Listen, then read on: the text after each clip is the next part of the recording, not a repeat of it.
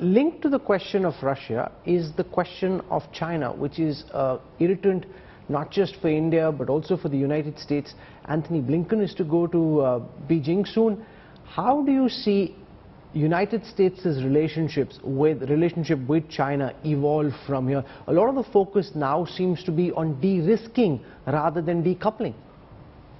Yeah, very well put, Rahul. I think that basically what the United States is trying to figure out is how to construct a relationship with China that recognizes that there are very important differences, very important areas of conflict, policies that the United States has had to put in place either to deter China in certain ways from certain kinds of actions, or to respond to things China has done on the trade front, where it has in many ways violated free trade and WTO principles, but at the same time maintain overall stability, equilibrium, and not move towards some kind of, Cold War or hot war.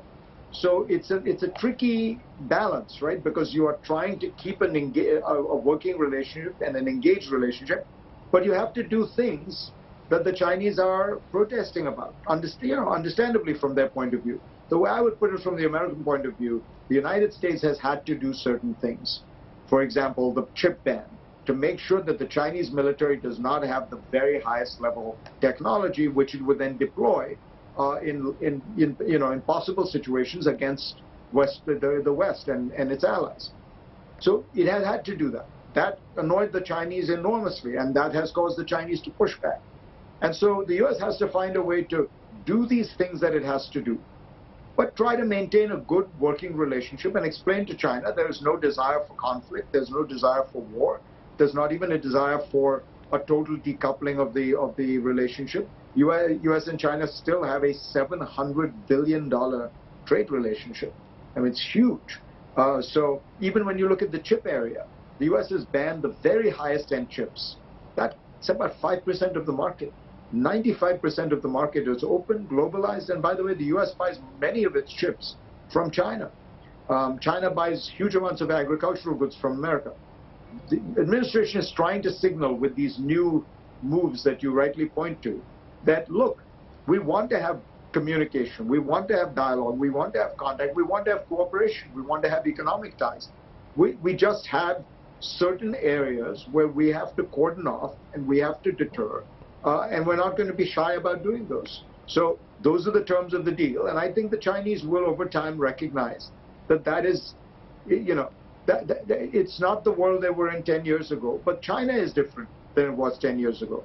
China was that China, which was not Xi Jinping's China, was much more cooperative, much more willing to try to integrate into the world, much less hostile to its neighbors, wasn't doing the kind of things in the Himalayas that it did, right? So the world has naturally taken note and is responding and reacting, but there's no desire for war. Twice in the recent past, President Xi Jinping in public addresses has spoken of extreme conditions. He said we must be prepared for worst case and extreme scenarios, be ready to withstand the major test of high winds, choppy waters, even dangerous storms. A week later, he extended that concept to the economic arena. He was in Mongolia, where he said something like ensuring normal operation of the national economy under extreme circumstances. What's he alluding to? What could be going on in his head? I love the way that the Chinese always have these metaphors where you're supposed to kind of read the tea leaves and understand what they're saying. I think it's mostly directed towards this concern. Something happens in Taiwan. The United States and its allies, at the very least, impose very real sanctions on China. Perhaps there's much more. There's military assistance to Taiwan.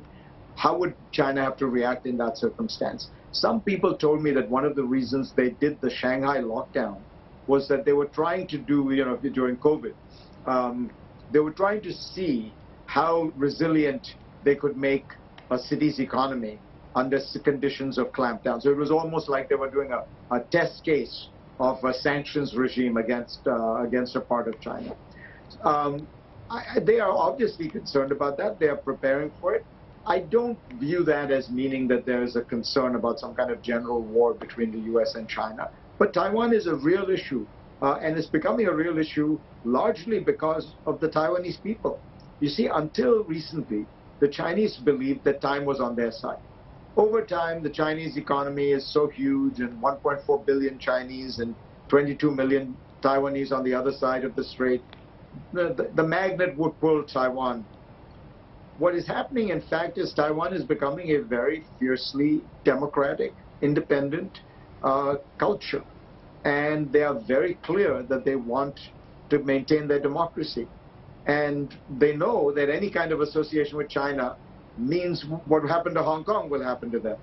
That's China's problem. It's not actually the U.S. It's what's going on inside Taiwan. But it's true, it has this geopolitical dimension, which is the U.S.